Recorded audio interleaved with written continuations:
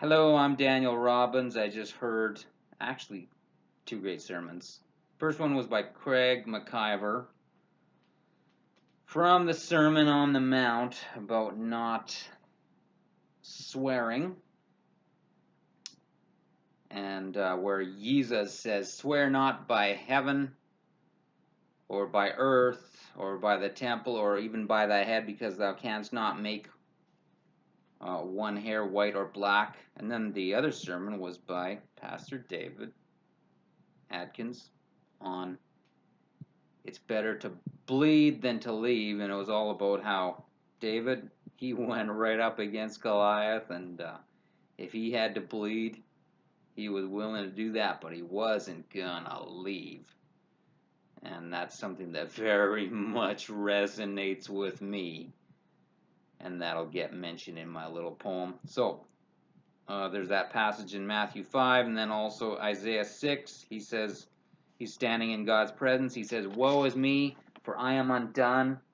I am a man of unclean lips. I dwell in the midst of a people of unclean lips." The angel takes a coal from the altar, touches his lips, pronounces him clean and whole. And then there's a chapter in the Apocrypha, either Wisdom of Solomon or Ecclesiasticus, on why we may not use swearing, and I actually plan to record that. I know that's not exactly the most popular thing to say, but I believe it should be said because it's great. It is the full mention chapter in my 1611 edition of the King James Bible on swearing. No two ways about it. There are a lot of full mention passages. If you want the full mention passage on swearing, it is that chapter on why we may not use swearing in either Ecclesiasticus or Wisdom of Solomon. So, thanks for bearing with me. And you're welcome to pray about it too. Just seek God and ask Him, why did Daniel say that again? Because nobody really does that. Well, all I'm going to say is, I believe God would have me say that, and He can definitely answer any questions ye may have. "With humility me clothe, and me wean of speaking oaths, and help me to always care, and let me no longer swear, me not take in vain thy name, or seek to bolster my claims. Daddy, I it said have heard, not to falsely swear. My word, Jesus said to let it be, and help take heed to it me. Let it be yea, yea, nay, nay. Help me perfect be, I pray."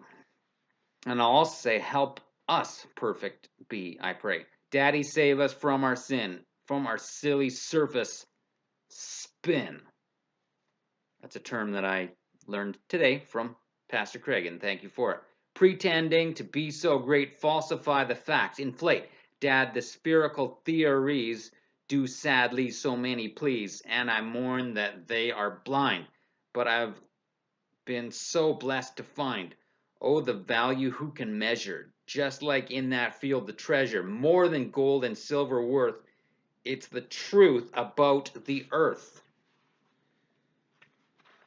Now I know it and can breathe, but sometimes I feel so mad, seethe, and it's tempting to say things which are wrong. It seems it clings and encumbers my progress, and I know to not curse, bless.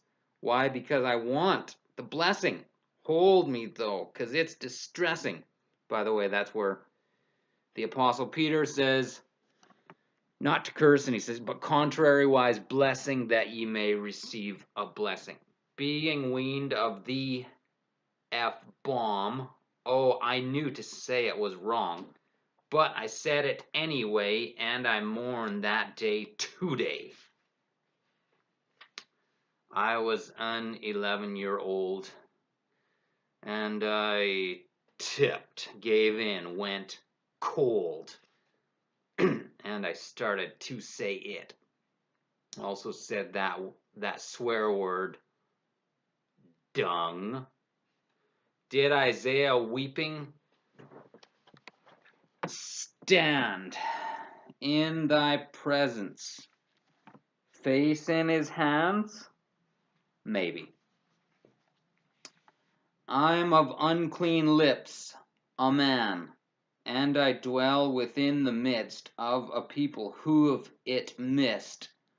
We don't just say what we mean, but presumptuous have been, wax emphatic with words unclean.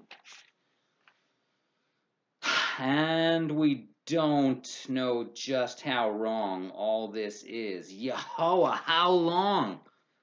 On thy name I weeping call and declare we can not fall. Keep our spirit, body, soul from the altar. Bring the coal and let there be healing, such as the coal our lips doth touch.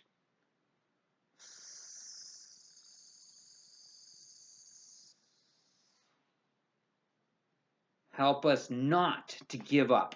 Stand and take heed to Yeza's command and be perfect and upright. Friends, I love you. Shalom. Good night.